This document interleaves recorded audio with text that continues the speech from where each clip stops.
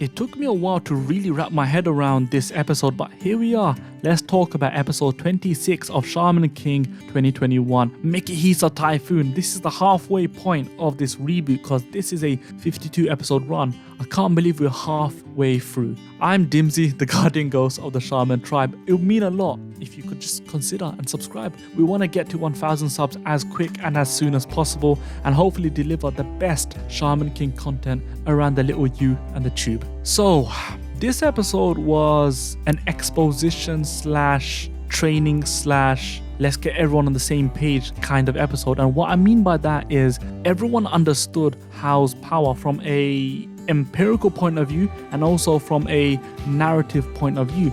In terms of empirical, look, he has 1.2 million plus mana level. What does that mean? That means that no one can match him. Yo has around 10,000.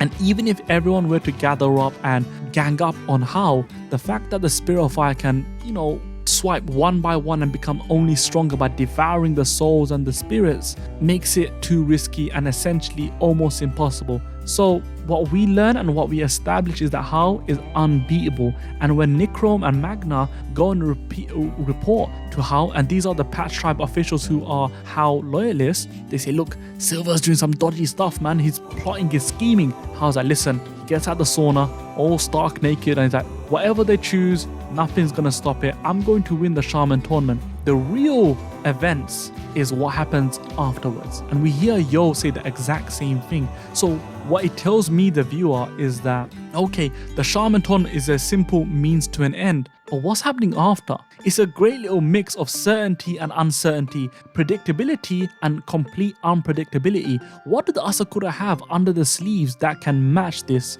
Knowing the cards that are stacked against them, what is it? One thing I really appreciate about this episode is that it was a direct continuation from the last one. What I mean by that is a lot of episodes in Shaman King have been cold open, so a period of time, a period of events have already unfolded, so it sometimes feels disjointed. But this one doesn't, it's a continuation, so we see the aftermath and the facial expressions and reactions of our friends, and the one that we're focusing on is Tao Ren. And what I really appreciate about the episode is the Asakura family, meaning Mikihisa and Keiko, visit the Tao household. They meet up with Ren's granddad, his mum and his father, and they ask, listen, can you give us permission for us to teach him the Chosen Juryaketsu? And they're all like, oh, listen, we're all about revenge. You have to know that. We're not good, we're not evil. It's all about exacting the Tao family's revenge. If you're okay with that, fine, teach him. To which Tao En says, no, I refuse.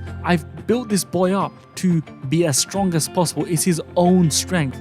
I can't let him take your Asakura teachings to build his strength. That's a insult to my pride. Pride is very important in this episode. To which he then challenges Mikihisa, saying, listen, if you can beat me, cool, I'll let that happen. We cut to Mikihisa seemingly decimating and dominating Tao En in a very decisive victory. Mikihisa appears on the bridge as he confronts Ren, Horohoro and Chocolov, and he says, I need to see how strong you lot are. I need to see what you lot are made of if you want me, or if I were to teach you the Chosen Juryaketsu. To which Ren, as expected, refuses. He wants to rely on his own strength. He doesn't want that crap. When we saw Ren spectate and see Yo conduct the double medium and show us the Spirit of Sword, he moved away. He was like, look, if he can do it, I can do it. And this is the first time we see the lightning sword in action. What a broken tool that is. Oh my god. But even with every single weapon that Bason has conquered that's put into the lightning sword,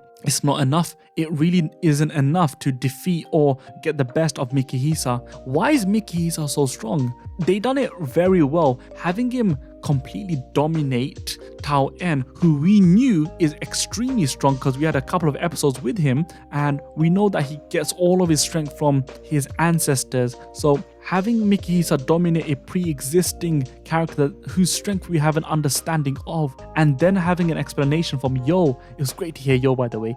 Yo saying, my father feels the most guilty. When Hao left, he blamed himself. So what he did was he completely detached himself from worldly possessions and he really went into the Shugendo faith. He climbed every summit, every mountain. in the cold, in the heat, and he really has honed his body to be as strong as possible. So he's far more stronger than he was before, and this justifies the strength, because we know how strong Ren is, we know how strong Yo is, and seeing how Mikihisa is literally having his way with Ren, it feels justified. It doesn't feel like an arse pull. It doesn't feel like, okay, where was this guy and why isn't he participating in the Shaman tournament? And that's a question for another video. Why aren't these really strong characters participating in the Shaman tournament? But Mikihisa tells you, Ren, listen man, you had to be very narrow-minded, one-track minded in order for you to rebel against your family and also be victorious. But later on, it just comes across as immature. You can't grow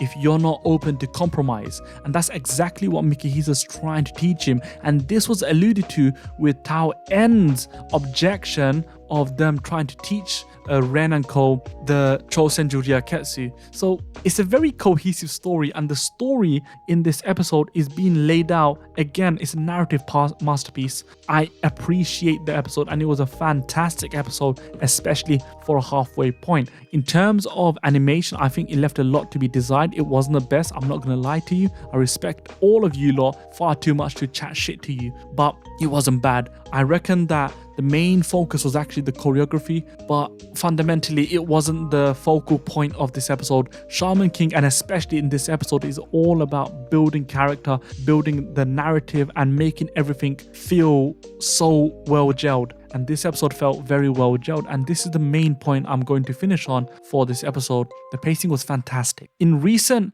episodes, the pacing of Shaman King have been slower, more focused, and it allowed us to really appreciate every single character. The background characters don't feel wasted. Having the Asakura family meet the Tao family, it allows the background characters to have a role. Many times in many anime, you feel, okay, oh, we entrust all of our stuff onto you, my son, my daughter, and then they just do nothing. This time, they've entrusted it to Yo, but they're also trying their utmost to even the odds. They're trying whatever they can, wherever they can, however they can, and that is great to see. I can't wait for the next episode, and the fact that it's a 2-episode long little interaction at the very minimum just tells us this is a very important point, and I'm rooting for Ren. I'm understanding Ren. I'm understanding Mikihisa. That's the main thing. You understand the characters. When you understand the characters, you then appreciate the philosophical battles that are being portrayed in the episode. And this is exactly what's happening. Mikihisa saying you need to let go.